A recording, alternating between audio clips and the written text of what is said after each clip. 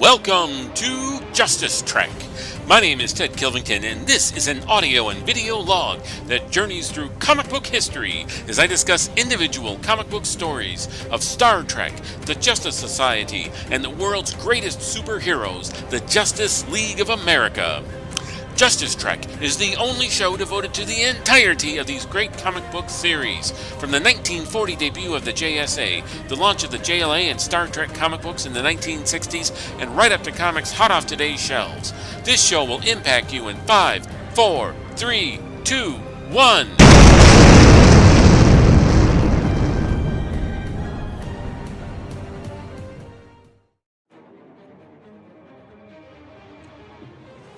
Hey folks, this is Ted Kilvington. Hopefully you've already watched Justice Trek episodes 9.1, where I covered Crisis Trek 78, where I talked about all of the DC comic stories in 1978 that were leading up to the Crisis event.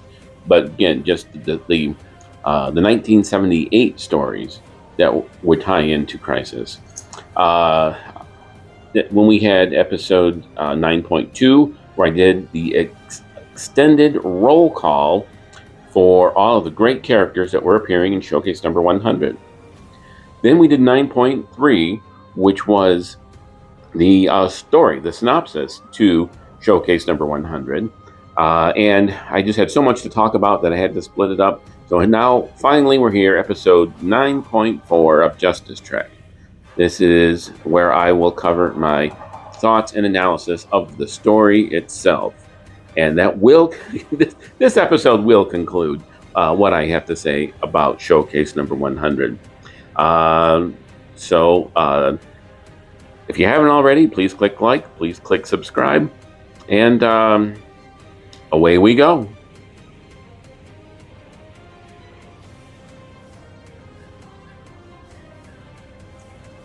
Hey, welcome back. Thanks for sticking around. Just a quick reminder, we have many previous episodes available for you to watch, listen, and enjoy. All the way from episode 1, where I discussed 1976's JLA number 137, with the very first meeting of Superman and the original Captain Marvel, Shazam. Episode 2, where I discussed Gold Key Star Trek number 1 from 1967, the very first expanded universe original Star Trek story outside of the original TV series.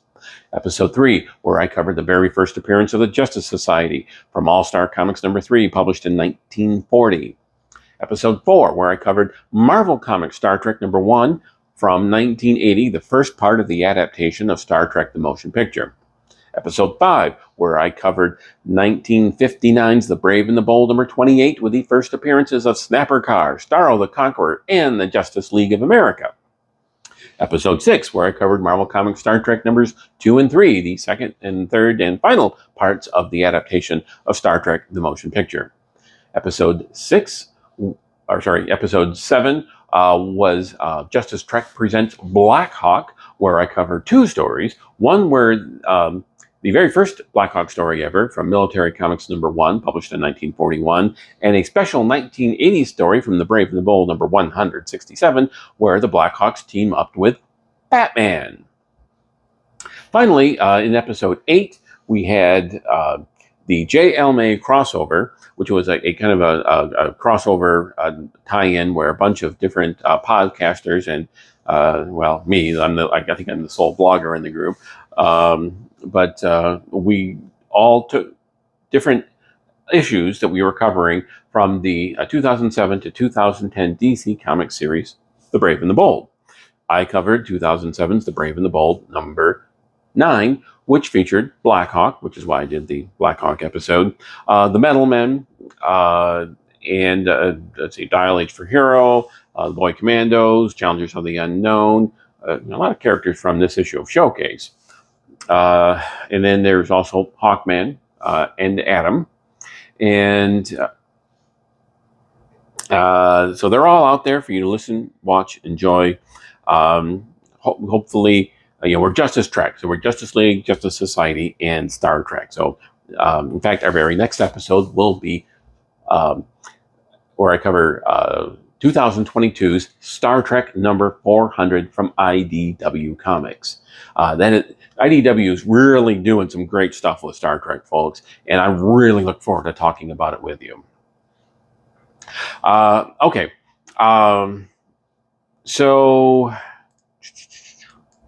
Okay, here's my notes, my thoughts. It was a good comic. All right, see you. No, just kidding. After all that build up, I still have even more to say about this unique comic book event.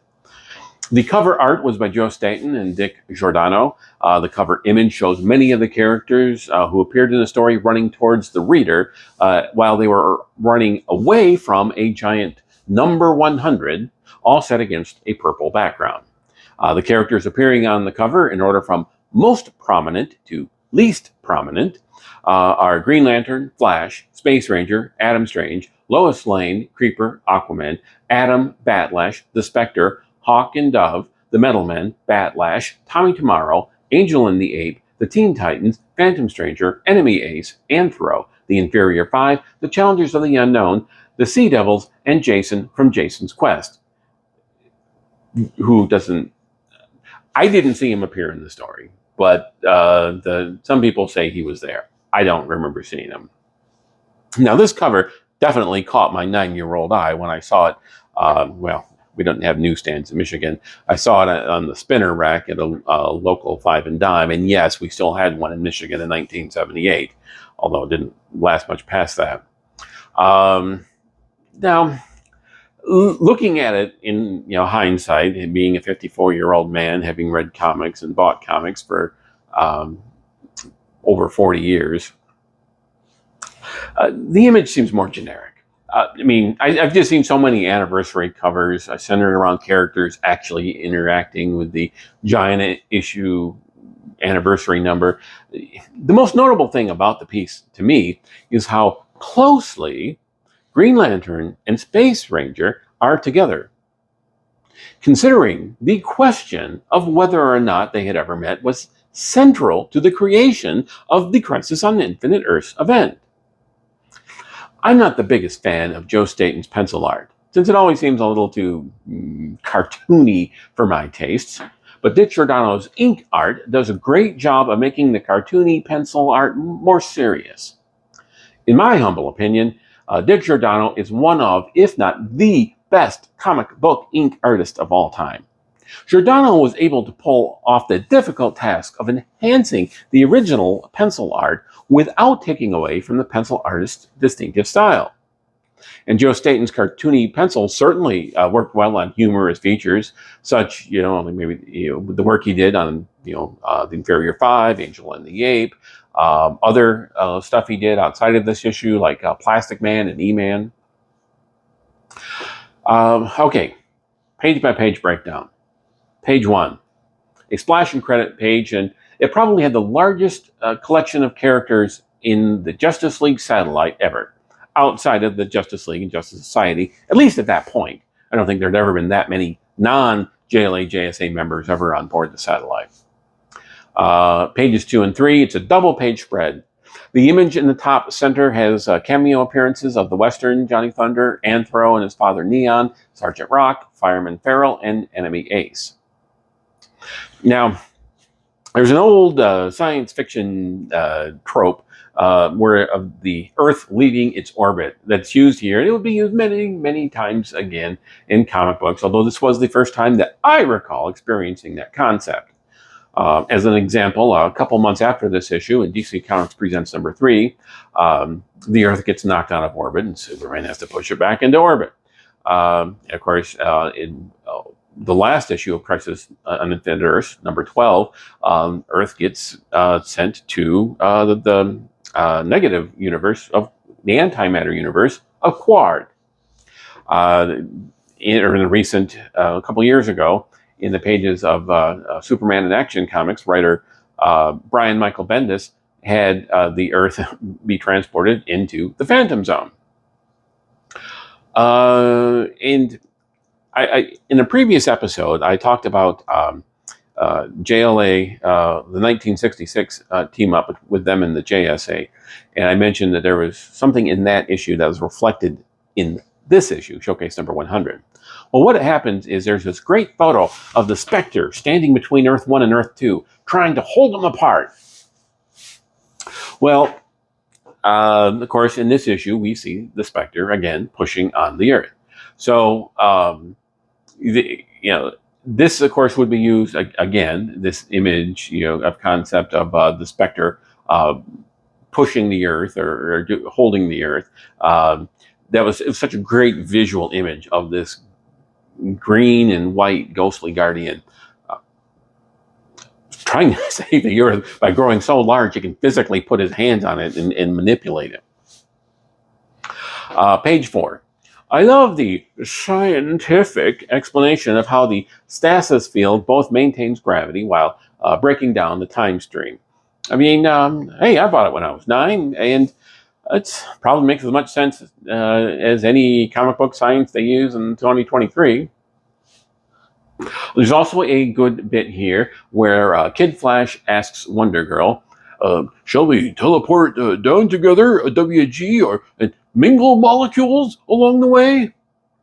Again, this was my first time being introduced to the concept of molecules perhaps mingling via teleportation. This would definitely come up. It was a sci-fi concept. I don't know if it was used in the original Fly movie from the 50s, but in the 1987 version of The Fly with Jeff Goldblum, what happened was he was building a teleportation chamber, one, a departure and an arrival chamber, and when he attempted to teleport himself, there was a fly in there, and his molecules mingled, and then he got turned into this, human-fly hybrid. And of course, they did an episode of Star Trek Voyager where the characters Tuvok and Neelix merged into a single being called Tuvix. And then, of course, they had the ethical question of, well, if we separate them back into their original beings, we'll in effect be destroying this unique being, Tuvix. Well, good ethical questions to have via teleportation. And of course, then there's the whole science fiction concept of basically what teleportation in theory does is it takes a person, breaks them down to individual molecules, and either teleports those molecules to the destination and then reassembles those molecules, or it basically destroys that person and just sends a signal to the destination that to recreate the molecules and DNA and clothing or whatever material or genetic matter was being teleported. That's kind of how they would do it on Star Trek, is that,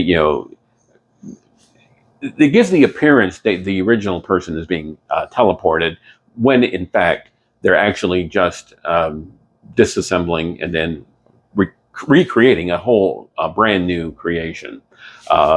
Just happens to be identical to the one that stepped into the one that was previously teleported. Interesting ethics, but we don't need to get into that here. Page 5, there was a great full-page spread of Adam Strange, Green Lantern, Flash, and Atom heading out into space. Page 6, Hal uses his power ring to make a radar device to locate the invisible ship. I could be wrong, but I don't think that looks like an actual radar device circa 1978. Maybe it is accurate. I remember around that time seeing satellite dishes, but this radar dish didn't really look like that. Page 7. The robots that emerge from the ship to attack the heroes are humanoid from the waist up, but below the waist they have some type of anti-gravity rocket propulsion with no legs. So not a bad concept. Certainly it's not one that's used a lot. Just again, it was not one I had ever seen before at the age of 9. Page 8.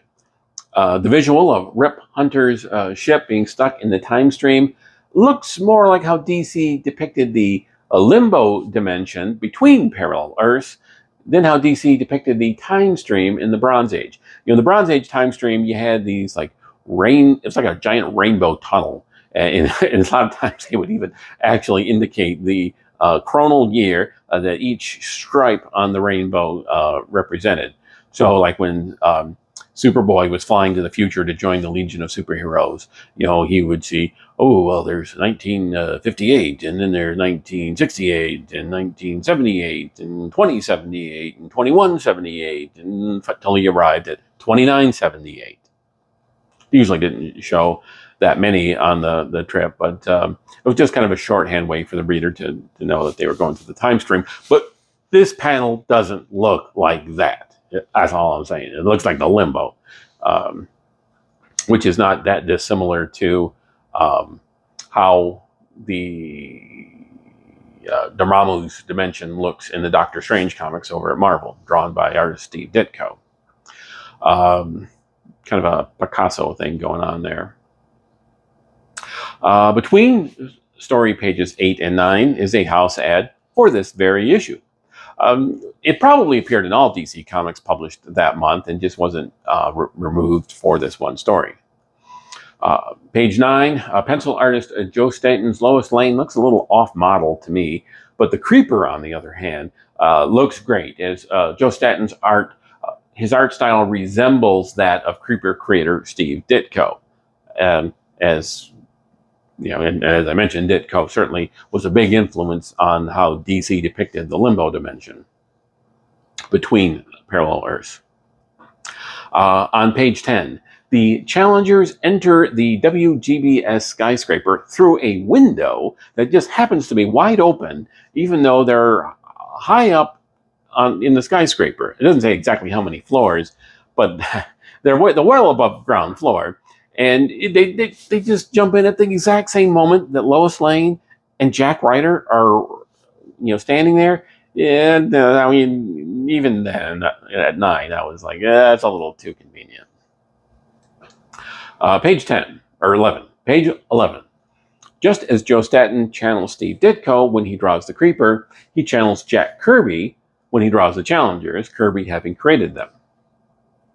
Between pages 11 and 12, there is a house ad for such DC tabloid treasury comics, such as Superman versus Wonder Woman and Superman versus Muhammad Ali. As a kid, I was thrilled. They were super excited about getting those tabloids. I think I was 15 or 16 when I got the Superman versus Muhammad Ali. By that point, in 1984, it wasn't that hot an item. I got it, for cover, maybe a little above cover price, but it was a great deal. And then a couple years ago, in 2020, I actually finally got the Superman versus Wonder Woman tabloid for $1. It was, this store, of course, they had the dollar boxes, and it was too big to fit on the dollar box. It was sitting on top of the dollar boxes. And I asked her, I said, hey, is this covered in the dollar sale? And they said, yeah. So now, if you were to go out and try and buy mint condition copies of those two comics, now you better be prepared to shell out at minimum a couple $100, minimum, if you want mint copies. Now, my copies, of course, aren't mint, and the one I got from the dollar bin actually had some pencil marks on the cover where some ignorant person put pencil marks on it, but I got to read the story for just $1, and I still own it. Page 12. Apparently, the blasters on Space Ranger's ship were more powerful than Adam Strange's handheld blasters, since Strange's blaster was useless against the robots, but the ship took them out easily. Now, laser blasters are definitely, the physics of them haven't really been thoroughly explored yet. I mean, we have lasers in the real world and have had them for several decades, but we don't use them for weaponry purposes. And of course, if you've ever taken a physics class, one of Isaac Newton's laws is for every action, there must be an equal and opposite reaction. So whatever force is powerful enough to propel something forward will also propel the sending device backwards. So, like, for example, if you're holding a firearm, if you're shooting a bullet at 100 miles an hour, then the gun will also be pulled back at that speed. So you have to have an extremely firm grip on your weapon. Page 13. Flash uses the phrase, "Give it the old college try." And again, at age 9 in 1978, that was the first time I ever heard that phrase. Page 14. In an interlude, we see the alien life form at the Rocky Mountain Cube. It looks like a ribbon of pink energy inside a translucent blue sphere with 3 tendril-like tentacles. Not a bad alien design. I'll give Joe Staten credit for that. I don't know. I don't know if it was in the script or not. How the description of how that alien was supposed to look. One of the things that always bugs me in science fiction is way too often alien races resemble humans from Earth. Now, to me, if they've evolved under entirely different circumstances, they're going to have entirely different appearances. I don't buy it. And then, of course, in a lot of science fiction, they have humans able to interbreed with aliens, and I don't buy that either. Simply because there are a lot of similar-looking creatures here on Earth that can't interbreed. They may look the same, but they're not the same. Like alligators and crocodiles, they can't be interbred. Lions and tigers can be interbred. They're similar enough genetically, but even despite their similar appearance, alligators and crocodiles can't breed. And if they can't breed, and even though some of them live in nearby swamps, I mean, there are alligators and crocodiles in Florida, for example, I don't think humans could interbreed with somebody who lives light years away. Certainly, if they don't even look like us, with other like blue skin or antennas or whatever, I just I don't see interbreeding as a possibility. Page 15. The alien life form on the spaceship that is towing Earth, however, this is a weird design. It looks like 3 brown bundt cakes stacked on top of each other with pale yellow leaves and a dozen or so pale yellow spheres on top. On page 16, Space Ranger stops the alien animal-vegetable hybrid menace by shooting out the sun lamp, which was feeding the creature energy. Sure, why not? Page 17. In Angel and the Apes, Found Persons Agency, there is a scene where Binky is talking to Tommy Tomorrow. Binky says, "This disaster is great, isn't it, Tommy Tomorrow?" Tommy replies, "What could be great about a disaster, Binky?" Binky replies, "There's no school." Wah, wah, wah. Now, at the end of Crisis on Infinite Earths, one of the reasons DC did the Crisis isn't just to deal with alternate Earths, but also to deal with alternate timelines. For example, they thought, well, supposedly both Commandy, his humanity was destroyed in his world in the future, in the Great Disaster. And then, of course, you had the humans in the 30th century, and you've got Tommy Tomorrow and Space Ranger and their future environs, and Star Hawkins, and a lot of other future characters. So in some storylines, the future was bright for humanity, and in some, it was destroyed. So DC wanted to get rid of the alternate timeline. So now there was no Great Disaster, and Commandy, instead of having to live in the world where he was the last boy on Earth, he was adopted by Commander Horatio Tomorrow of the Planeteers and grew up to be his son, Tommy. So here we have Tommy Tomorrow talking about a great disaster. In Crisis, Tommy Tomorrow survived or lived in a timeline where they averted the Great Disaster. He was the Great Disaster. He was literally the poster child for the Great Disaster. Commandy. Tommy was the poster child for the Great Disaster. Here he's talking about the Great Disaster. I find that interesting. Also on this page, this is the first time that both Angel O'Day and Dumb Bunny from the Inferior Five would appear together. Now, in the post-crisis Angel and the Ape miniseries from 1991, it was revealed that these two white-haired women that first appeared in issues 62 and 77 of Showcase, they were actually sisters.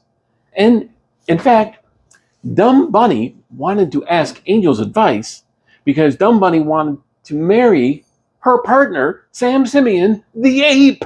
What? Of course, in this story, basically Dumb Bunny was super strong. And she was so strong that a lot of guys were turned off by her strength. Meanwhile, you had the ape, Sam Simeon, who was tough enough to handle this super strong female. Plus, he was intelligent. He was a sentient being. And how intelligent was he? How tough was he? As a gorilla, how intelligent could he be? Well, he could be very intelligent because he was the grandson of Gorilla Grodd, as they revealed in that story. Page 18. This is a humorous bit, and I really love it. Now, of course, Angel and the Ape was always a lighthearted comic. And here, Sam Simeon's dialogue appears both in ape form, using a word balloon with jagged pink edges, and it's translated for our benefit into English with a square word balloon, also with pink edges. It's funny how memory works. 45 years after I first read this dialogue, Sam Simeon's speech, hey, okay, meaning play poker, it's still stuck out in my mind. It's weird. Like I said, this is the comic that had a big impact on me when I was 9. Page 20. Dolphin rescues 2 children trapped in an underwater car. Now, these kids look just like DC characters Sugar and Spike. Now, they never actually appeared in Showcase, and it was never stated that it actually was Sugar and Spike. But still, I'm guessing it was just Joe Staton having a lark. He was told, hey, draw a couple toddlers. So he drew probably the most famous toddlers DC had. Page 21. Despite their own series having ended just 3 months before this issue, I would have thought that the Teen Titans would play a bigger role in this story than, say, Angel O'Day. Page 22. This may be the first time that the Phantom Stranger was ever involved in a space battle, although I don't think it was the last. Page 23. This is definitely not the first time the Spectre held back the Earth. I mentioned earlier how he did it in his 1966 JLA-JSA crossover, and it would not be the last. Page 24. The Challenger's base is actually in the Rocky Mountains. So apparently, they flew from their base in Colorado, in the Rocky Mountain Range, to the U.S. East Coast city of Metropolis, which is on the Atlantic coast. And when they got there, they found that the information about the cube, which was in Colorado, in the Rocky Mountain Range. They literally just had to go maybe within 100 miles north or south of where they were, and they would have found the dang thing, but instead they had to go all that out of the way. Page 25, it was a weird plot twist that the Creeper and the Challengers traveled all that way, basically just to help Lois get into the cube.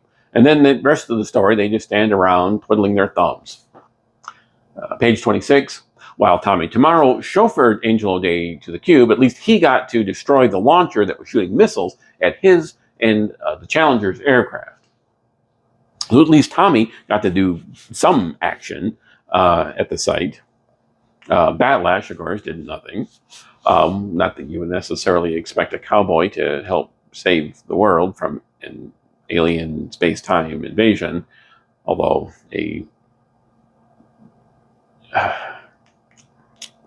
don't get me started. Now, page 27. Come on. Given Tommy's future weaponry, there shouldn't have been any question. They shouldn't have needed to draw straws. Tommy should have been the one to go into the cube. Page 28, Lois destroys a couple robots with bare hands, smashing one against the other, while Angel achieves the same result by just dodging the two robots that are charging her. They're charging her from opposite directions. She dodges and ducks, and they crash into each other and are destroyed. Those are some pretty flimsy robots. If just crashing into each other will destroy them. Page 29, the heat in the cube is so intense that Lois and Angel have to crawl as they make their way towards the center. Page 30, a great splash page image as the Phantom Stranger feeds the Spectre the psychic energy of Adam Strange, Flash, Krill, Space Ranger, and a full-size Atom. You rarely, if ever, in the pre-crisis era, saw the Atom full-size in his costume. It was actually the way they described it was he was always wearing his costume, but when it was full size, it was immaterial and transparent. You couldn't see or feel it, but it was there, supposedly. It was only when he shrunk down that the costume became visible and tangible. I'm guessing, to kind of no prize explain it, would be it was just a representation of the Atom at full size, but in reality, when he was there, he was just normal Atom size at 6 inches tall. Page 31. While the hero's psychic energy is necessary, what gives the Spectre the final push he needs to save the Earth is his internal willpower, that of his deceased human host, Jim Corrigan. Page 32. Angel is almost paralyzed with indecision. Page 33. So thankfully, the Phantom Stranger was able to transport his hand from the alien spaceship to the alien cube in order to guide Angel's hand. Page 34. Phantom Stranger, who is still on the alien spaceship, despite having placed his hand on Angel's hand in the cube in the Rocky Mountains in Colorado, gives the closing narration, as he usually does at the end of his solo stories.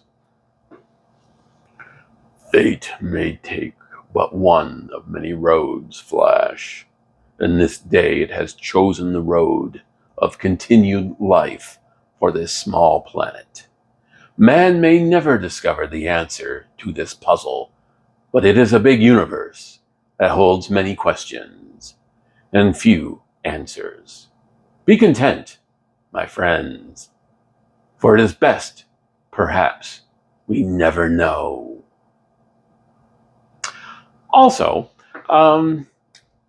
after the story, there is an index, a text page in the back of the book that lists when the various showcase characters throughout the book appear.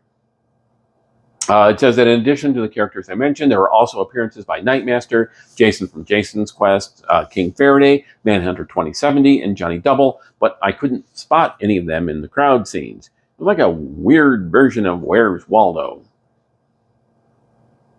Also, there were several characters who appeared in Showcase that never appeared in the issue, and they easily could have been worked in. They could have drawn more distinctively in one of the crowd scenes. There's no one from issue 2, Kings of the Wild, no one from issue 3, Frogmen, no one from issue 5, Manhunters. Now, no one from issue 43 appeared in this story. You know who appeared in issue 43 of Showcase? James Bond! Yes, it was an adaptation of the very first James Bond film, Dr. No. And you know who else didn't appear? Dr. No! Cave Carson, who appeared in issues 48, 49, 52, didn't appear in the story. Issues 53 and 54 had another licensed character who didn't make an appearance, G.I. Joe.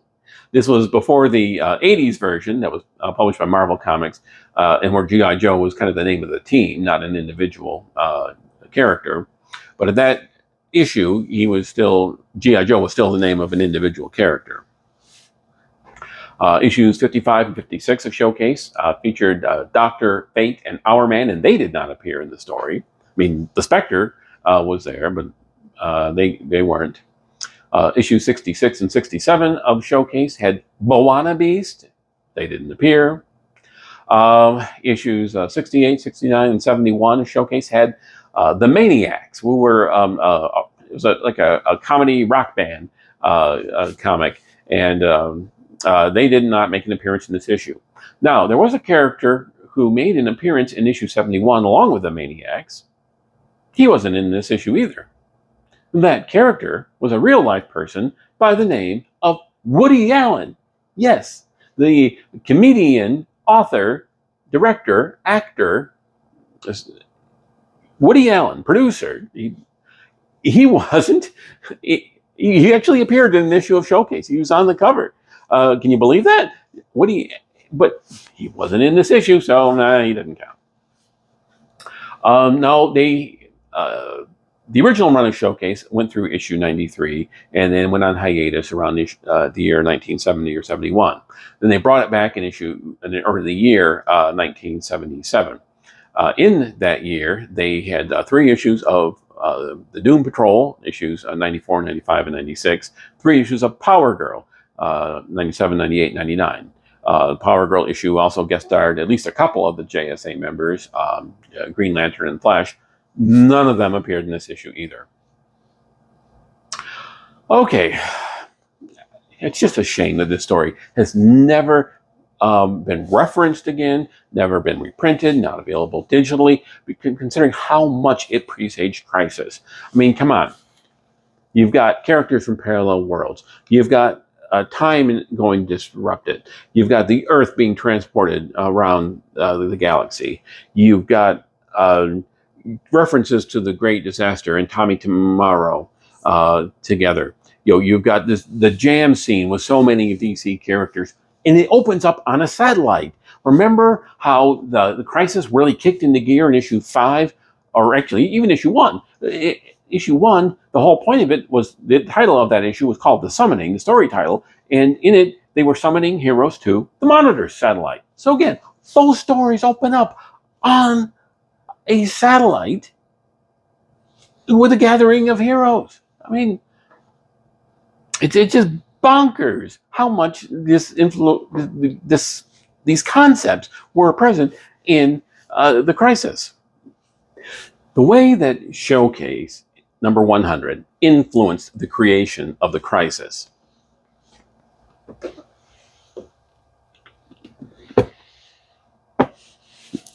Now, at this time, 1978, Marv Wolfman was writing for Marvel Comics. In fact, he had finished a stint as its editor-in-chief. So, in the Crisis of Infinite Earths box set, it includes a volume called Behind the Crisis, which doesn't represent any of the actual stories from the Crisis, although it does reprint the 2-part story, History of the DC Universe, which was from 1986. Now, so the Crisis opens up, and then you've got your normal book details, the publisher, the publishing date, etc. And then you've got your table of contents, like you would in any nonfiction book. But then you turn the page, and the very, very, very first thing after the table of contents, it refers to a letter written, or that was published in Green Lantern number 143 with an August 1981 cover date.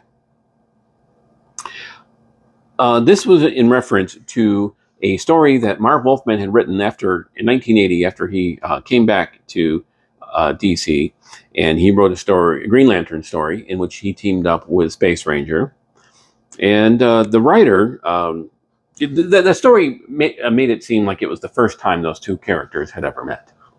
So this writer, Gary Thompson of Dearborn, Michigan, go Michigan, wrote, Dear DC, Green Lantern's futuristic epic in issues 136 and 137 was simply superb. It was a little depressing to learn that the Gordanians will still be buzzing around centuries from now. You mean the Teen Titans are never going to get rid of those pests? What I found interesting was Myra's explanation for why they failed to recognize Green Lantern. And records don't exist before the Great Disaster. which would indicate that the Space Ranger and Iona Vane, that was one of his supporting characters, they follow the OMAC Commandy Jackson timeline. However, Myra evidently didn't have access to Showcase number 100. In their first team up, they do recognize each other. Oh well, maybe JCH, that was Green Lantern editor Jack C. Harris, maybe JCH can come up with a clever explanation to bail out Marv. Regarding timelines in previous meetings, you aren't the only one who mentioned Showcase number 100. Indeed, we knew about it, but we felt a decision had to be made. Any comic that somehow included Angel and the Ape, Scooter, who wasn't in the issue, they were probably thinking of Binky. I think Scooter is like the Earth 2 Binky. That's a joke. Any comic that somehow included Angel and the Ape, Scooter, Wendy and Willie, and Green Lantern and Space Ranger had to be, in our consideration, be put outside all DC timelines. The story was obviously done as a fun get-together and really should not be considered as part of the DC true mythos. Really, funny animals and enemy ace don't go together unless you take it with tongue firmly wedged in cheek. At least that's the way we saw it. One day, however, we, meaning the DC editorial we, will probably straighten out what is in the DC universe, excluding that which isn't in direct reference with Earth 1 and what is outside. In the meantime, we'd surely love to hear from you readers, and we'll solicit your help in this matter. Talk about opening up a can of oversized worms. That actually is what they say here. About our timeline, we also mentioned that Space Ranger's time existed after a war, which could also tie it in with the Atomic Knights era. See, we're open to all manner of thought. Len Wein said that they actually considered, and of course he wasn't even the editor at the time of that story, it was editor Jack C. Harris. He said that yes, they did discuss whether or not they should consider the meeting in Showcase number 100 to be canonical, and they decided it wasn't. It was a one-off story. Now, of course, there are plenty of one-off stories. This is before they did Elseworlds, but DC did lots of what they called imaginary stories. Basically, they did like one-and-done stories that just took place outside of normal DC continuity. They had nothing to do with, or had no effect on any other DC characters or history outside of that one story that where it was appeared. So, for example, they would do the death of Superman, or hey, what if Superman married Lois Lane? Hey, what if Batman ran for governor in the future? Stuff like that. So, yes, you could easily consider Showcase number 100 to be an imaginary story. However, I definitely question the premise. I mean, come on, Crisis had lots of weird characters. I mean, for example, they said, oh, you can have superheroes and funny animals. Well, the anthropomorphic tiger from Earth S, Mr. Talkie Tawny, made an appearance in Crisis number 6. Funny animals. Of course, you got Gorilla Grodd. I mean, any universe where a Gorilla Grodd can exist and can certainly handle funny animals. And the only funny animal that appeared in Showcase was Sam Simeon the ape. So, I mean, to say that, oh no, they couldn't possibly exist. Yes, in fact, there actually was a very easy explanation for it. In that story, it was Green Lantern was taken to the future, the distant, I think it was the 57th century, where he was had his memory erased, or at least displaced, so he could pose as a 57th century adventurer named Paul Manning. And Paul, thought he was from the future. So in other words, he had no memory of his life as Green Lantern. So, in that story, it was the Paul Manning Green Lantern who met Space Ranger, from like the 22nd or 23rd centuries, meaning that they could easily just say, well, his memory was wiped. Of course, he wouldn't remember meeting Space Ranger. And regarding Space Ranger, supposedly when he met Green Lantern in Showcase number 100, they remembered meeting, meaning that appearance in the future the Green Lantern story from 1980 could have happened in his timeline before he traveled and met the characters in Showcase number 100. There, you see, take my explanation, and you no longer need the Crisis. Boom. Well, whether we needed the Crisis or not, we got it.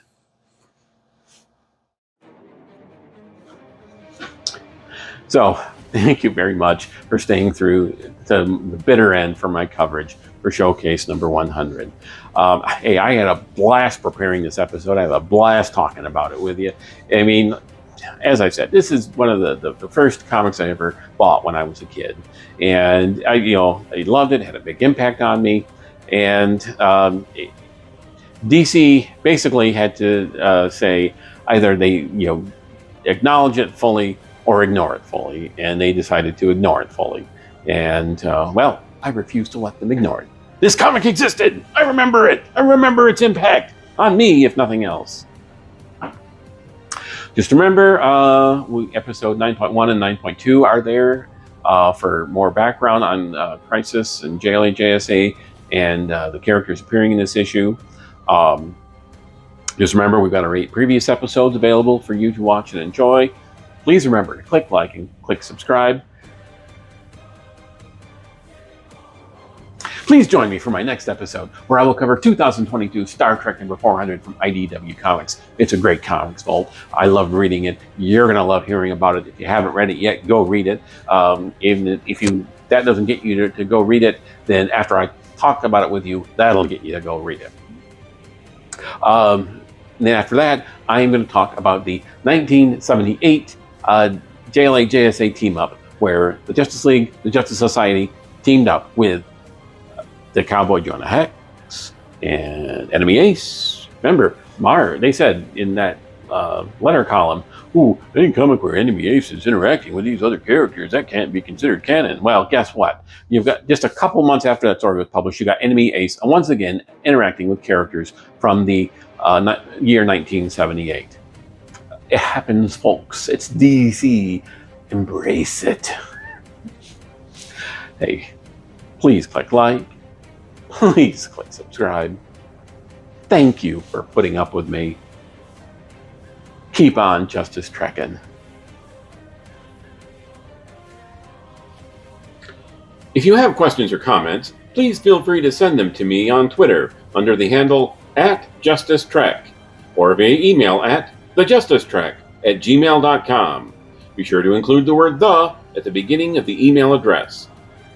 For research purposes, I rely heavily on dc.fandom.com, memory-alpha.fandom.com, comicvine.gamespot.com, the Grand Comics Database at comics.org, and Mike Voil's website, Mike's Amazing World of DC Comics at dcindexes.com.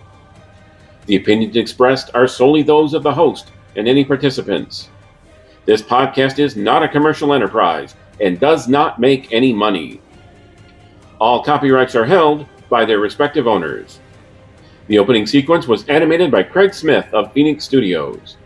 The opening music is Dragon Slayer by the Makai Symphony. All music used is either public domain and/or not protected by copyright. Under Section 107 of the Copyright Act of 1976, allowance is made for fair use for purposes such as criticism, comments, news reporting, teaching, scholarship, and research. Fair use is a use permitted by copyright statute that might otherwise be infringing. Nonprofit, educational, or personal use tips the balance in favor of fair use.